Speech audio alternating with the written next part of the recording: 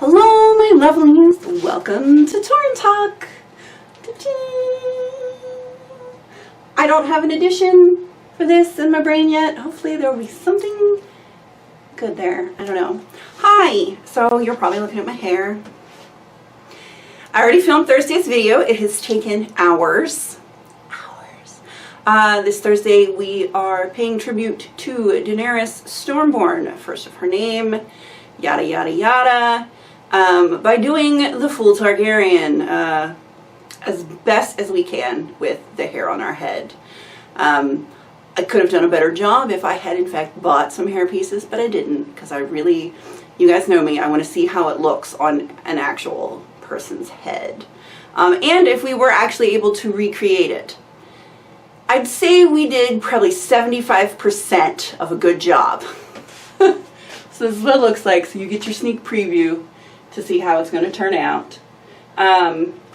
Yeah. It's all my own hair. So, you know, we got to work with what's on our head. But there you have it. So if you are interested, you can look forward to that on Thursday. It will be a part of our, should be under fantasy series, but it'll be under just the Game of Thrones like television series. I'm not sure what I have Game of Thrones under. I'll have to check.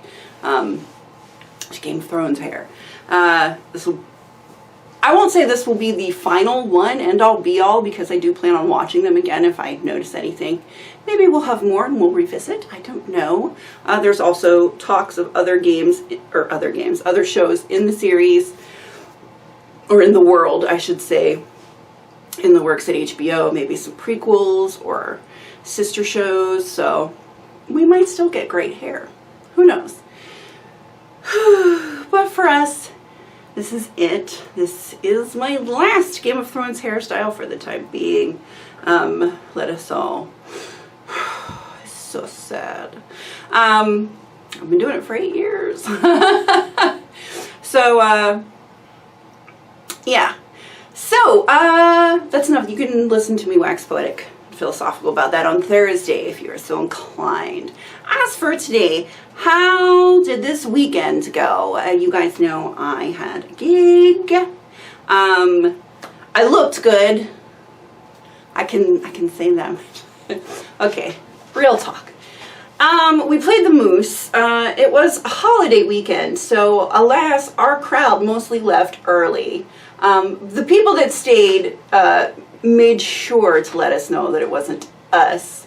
It was the fact that they were doing the picnic the next day, and everybody had to be there at like 8 a.m. to start cooking and stuff.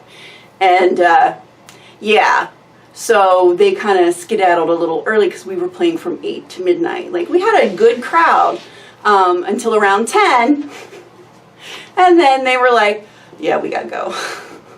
So we played our last set to our second set to, you know, like 10 people, which was fine. They were a great crowd, the last 10. They were really into it, and they were really nice. Everybody was really nice to us, and we were told we were better than a few of the other bands that play there, so they're excited. They were glad to hear that we had been booked again, and also super glad to hear that we had been booked when it was not a holiday weekend, so we should have, you know, a better response, as it were. How did we do as a group?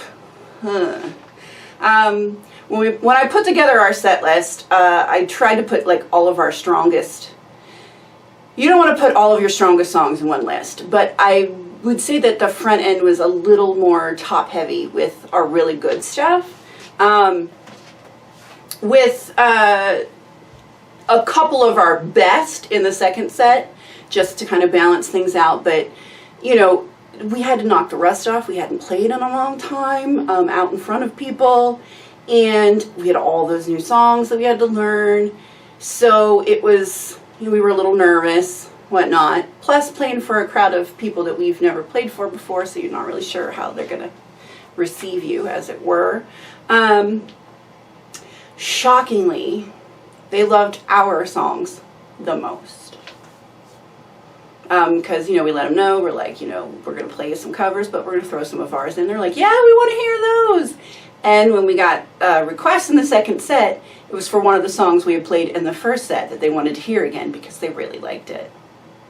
one of our originals.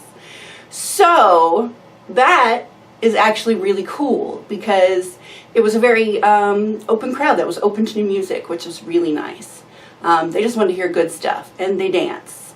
We had line dancers, we had just regular shake a tail feather dancers. So that was good. We actually did pretty well on all of the new covers, I have to say. Where we messed up, because we did, mistakes happen. I did not drop my sticks this time, but I did get caught under my toms once. I don't know how. It was almost the last song of the night though, and I just started giggling. I couldn't help it. All I missed was a fill, which they wouldn't have known anyway, but Julia and I knew, and we're giggling at each other about it. But yeah, it went okay. It took us a little while to get warmed up, I have to say. The first couple songs, you could tell we were really nervous. And then when we got into our groove, it was good. Weirdly, when nobody was there for the second sets, when we really found our stride. But I think instead of doing 2 long sets, I think we'll do 3 shorter sets next time. I think that'd be better. Any hoodles. And a line dance during the break because they asked for the music played in between to be line dance songs, and I used to line dance back in the day, so I know how to do the wobble now.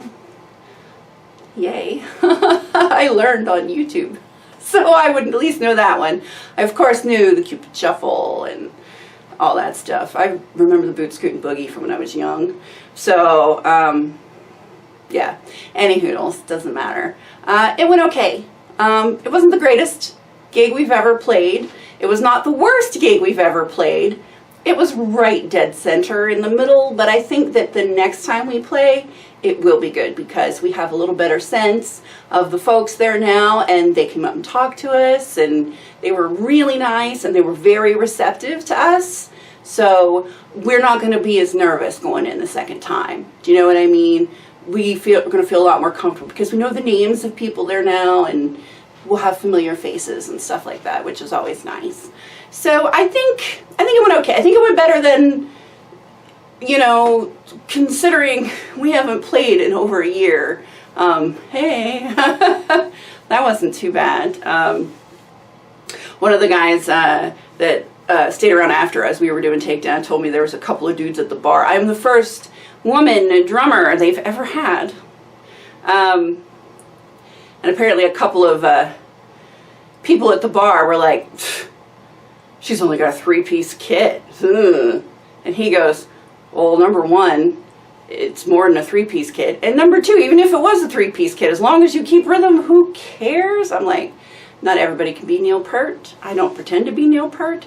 I'm not even particularly fond of Neil Peart. There's too much. For those of you that are going, who is Neil Peart and why have you just said his name? He is the drummer for Rush. They are a prog rock band, and he is held up by most drummers as like the be-all, end-all of percussionists. His kit, Google it, his kit is huge. And anytime I see a kit like that, I just go, you really need that many drums? So judgmental. Some of the best drummers I've ever seen have a bass drum, 1 tom, and a snare. Because you don't need a lot to get a good sound if you're good at your job. I'm just saying, you don't need all that. Is it fun to play? I bet it's a blast, but Neil Peart is not one of my drumming idols. I prefer a simpler drummer. Thanks. Okay, any hoodles. So that made me laugh. But not a single person was surprised that I was the drummer. As in, after I set everything up, almost every gig, you know, I come in, I set everything up, I make sure everything's tuned, you know, we do da-da-da, and then after sound check, or after the first set, I'll have somebody come up and go, I was shocked, I didn't think you were the drummer. No, out of the kindness of my heart to whomever the drummer, I guess, is, I set up everything for him. No, so nobody, I didn't get that, but I did get, you're the first lady drummer we've had, which was cool. He goes, I was kind of tickled. Although he's like, you girls look awfully nice. You don't need to dress that nice for us. You guys know me. Wait till they get a load of 50s pinup, which is coming in July. Let's see how they like them apples. Victory rolls, red lipstick. Oh, that should be fun. False eyelashes, whole deal. So, any hoodles, it went okay. So, yay. I got my monies. I think I might go to Ulta and splurge on some new eyeshadow or maybe some lipstick or I don't know. I don't know. I might. You guys seem to like the makeup okay when we do those, so maybe I'll go and see if there's anything fun and we'll do a review. Whatnot. Alright, I'm going to keep this one short today. We're going to put hair at the end. I have not checked yet to see what all pictures I got in, but I assume there are some length shots.